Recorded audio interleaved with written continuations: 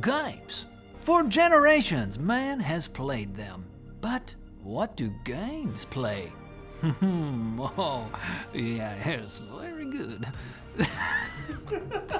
The League Championship Series, the US and Canada's top level for League of Legends esports, shockingly announced that 2 teams are exiting the league. But like any interesting relationship status, it's complicated.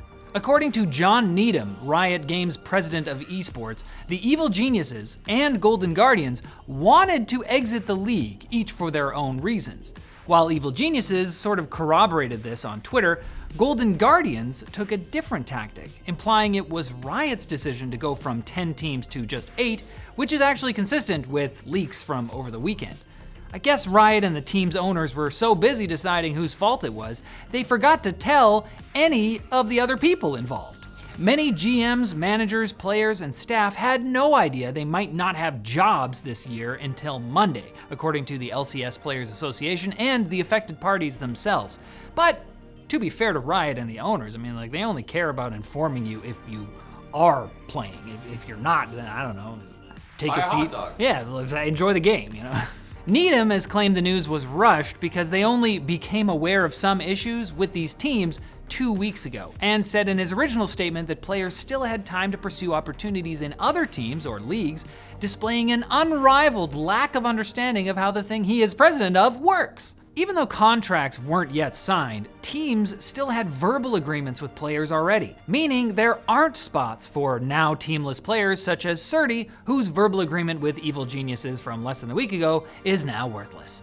So is Riot the bad guy, or is it the departing teams? The answer is yes. Sony has officially announced a remastered version of PS4 game The Last of Us Part 2 that will be available for the PS5. Finally!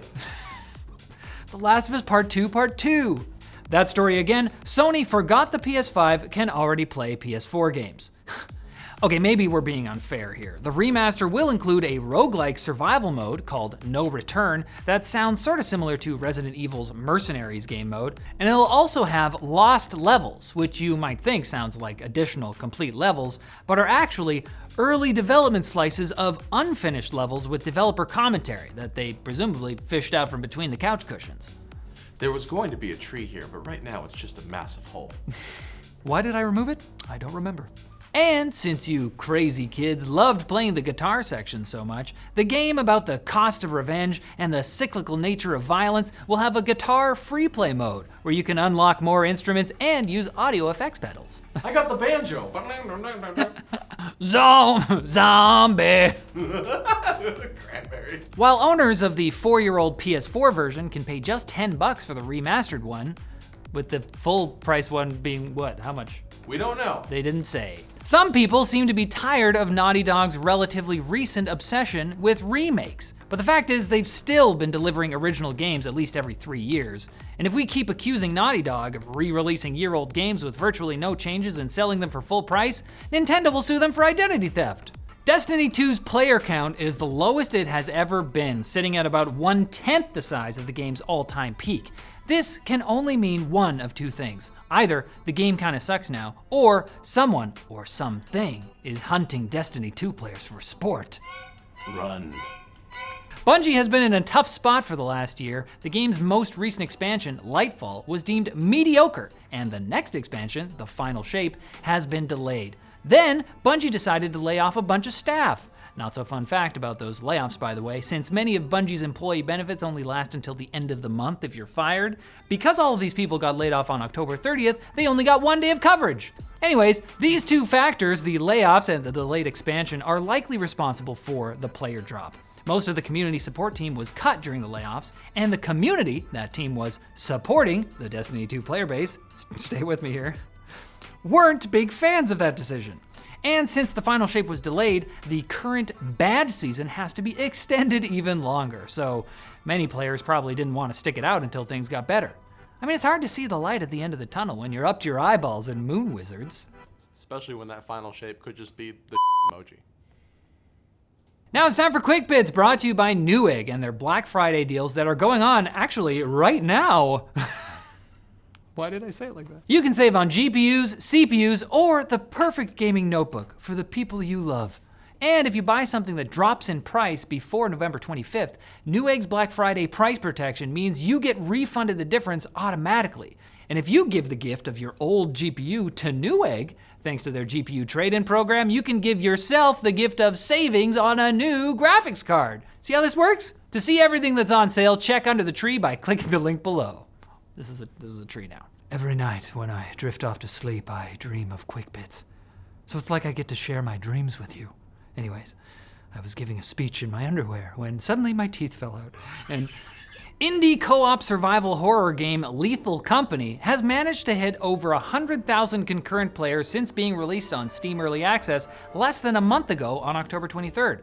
The game, where players work together as scrap collectors on monster-infected space rocks for a faceless corporation that doesn't care if you live or die, grew steadily in popularity until November 18th, when it spiked from 60,000 to over 100,000, meaning that developer Zeekers has more than hit their quota and is thus permitted to live another day of pain. Starfield has finally received support for NVIDIA's DLSS 3 with the game's latest update, 2.5 months after launching to complaints about the game's lack of that very feature. Starfield's DLSS 3 support has actually been available in beta for a couple of weeks, but now it's available for everyone, along with some performance improvements and, most importantly, a button that just lets you eat an item of food that you see in the world without having to pick it up, scroll through the game's horrible inventory UI, and then eat it. Let's just go. The update arrives just in time for Starfield's Steam reviews to be downgraded from mostly positive to mixed, like how newlyweds would rate each other after the honeymoon.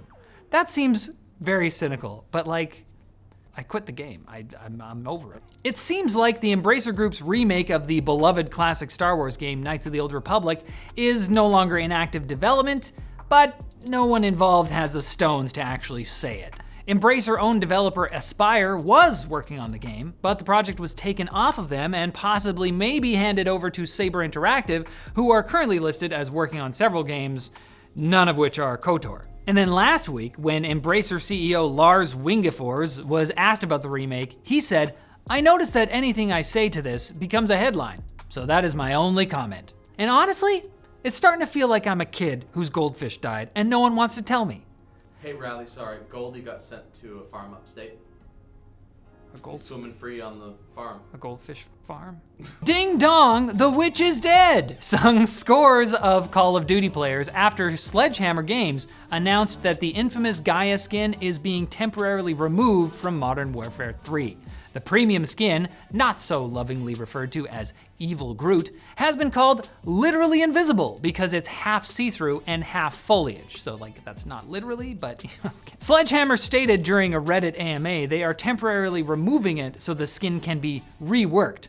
May I suggest giving poor Gaia some leaves? She's a naked tree person. She's probably freezing. A couple leaves should do it.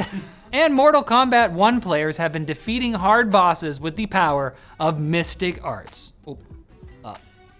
Sorry, nope, that's Mystic Farts. That makes me happy. As part of the seasonal Invasions mode that delivers hard-as-nails bosses for players to fight, the game allows you to use talismans that grant special bonuses. The most popular is the Windbreaker Talisman, which when fully souped up with in-game items, Get their beans. magic beans, can cover the screen in noxious green gas. The next time I fart in front of my wife, I'm gonna tell her I'm preparing for battle. Swear, you don't understand. They could come in any second. And you better prepare for Thursday, when we'll be bringing you a Dutch oven full of gaming news. What? The Netherlands has notoriously large ovens. They're tall, they eat a lot.